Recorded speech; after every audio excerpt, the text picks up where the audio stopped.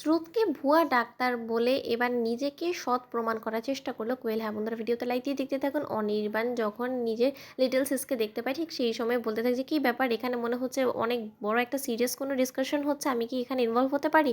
স্রোত, তোমাকে সাত সকালবেলা আজকে দেখে না আমার খুব বেশি ভালো লাগছে, ভালোই হয়েছে তুমি তোমার দিদিভাইয়ের সাথে ছুটি আজকে আড্ডা দাও, কলেজ তো হতেই থাকবে। তখন এই কথা বলা মতো স্রোত বলতে থাকে যে অনিক দাদা ভাই, আমি রেকমেন্ড করছি তুমি একটা বড় স্পেশালাইজড হসপিটালে নিয়ে কোয়েল দিদিভাইয়ের একবার চেক আপ করিয়ে আনো, কারণ এখানে যে রিপোর্টস থেকে শুরু করে যে প্রেসক্রিপশনটা ডক্টর রেকমেন্ড করে এসেছে কোয়েল দিদিভাইয়ের জন্য, আমার মনে হয় না যে এটা আদৌ কোয়েল দিদিভাইয়ের শরীরের জন্য বেস্ট হবে। কারণ এই রিপোর্টসগুলোর সাথে কোয়েল দিদিভাইয়ের শারীরিক অবস্থার আমি যা এখন আমার স্বচক্ষে দেখছি সেটা কোনো রকম কোনো মিল নেই। আর তার থেকেও বড় কথা, যে মেডিসিনগুলো দিয়েছি সেটা যথেষ্ট পরিমাণে হাই পাওয়ারের। এরকম হাই পাওয়ারের মেডিসিন যদি রীতিমতো একটা পেশেন্ট রোজ নিতে থাকে তাহলে নিশ্চয়ই তুমি বুঝতে পারছো যে তার সিচুয়েশনটা কতটা ভয়াবহ হতে পারে। সেই তুলনায় কোয়েল দিদিভাই তো এখনও পর্যন্ত আমার সামনে দিব্যি ঘুরে বেড়াচ্ছে, তাহলে নিশ্চয়ই তুমি বুঝতে পারছো যে ওনাকে তিলে তিলে শেষ করে দেওয়ার জন্য এই ভুলভাল মেডিসিনগুলো প্রেসক্রাইব করা হয়েছে। তুমি প্লিজ ওনাকে একটা বড় কোনো স্পেশালাইজড হসপিটালে নিয়ে ওনাকে একবার চেক আপ করিয়ে আনো। অন্যদিকে কথা বলা মাত্র কোয়েল বলতে থাকে যে স্রোত, আমি একটা জিনিস তোমাকে আসলে রেকমেন্ড করবো, তুমি প্লিজ নিজে পড়াশোনার প্রতি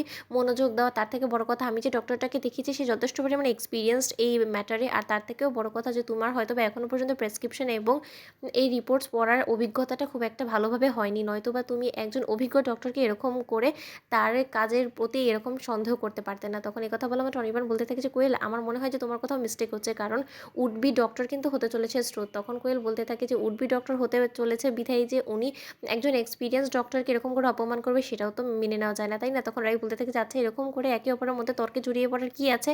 তখন স্রোত বলতে থাকে যে দেখো কোয়েল দিদিভাই, আমি মানছি যে আমি এখনও পর্যন্ত পেশেন্ট অ্যাটেন্ড করি না, কিন্তু তাই বলে আমি এই জিনিসগুলো থরলি বুঝবো না সেরকমটা তো নয়, কারণ আমার পেশাটাই এটা আর আমাকে এগুলো এখন থেকেই শিখতে হচ্ছে। তার জন্যই এগুলো শিখেই কিন্তু আমি ডক্টর হব। তাই তুমি আমাকে নিয়ে যদি তোমার বিন্দুমাত্র সন্দেহ হয়ে থাকে, তার জন্যই আমি বলছি তোমাকে অনিক দাদা ভাইয়ের সাথে একবার কোনো স্পেশালাইজড ডক্টরের কাছে গিয়ে তুমি কনসাল্ট করে নাও, তাহলে অন্তত তোমার বেটার ট্রিটমেন্টটা তুমি পাবে। তখন এই কথা বলা মাত্র অনির্বাণ বলতে থাকে যে আচ্ছা কোয়েল, তুমি এরকম করে ওর সাথে তর্ক করছো কেন বলো তো? ও তো কোনো কিছু খারাপ বলছে না, আমরা সেকেন্ড ওপিনিয়ন অবশ্যই নিতে পারি।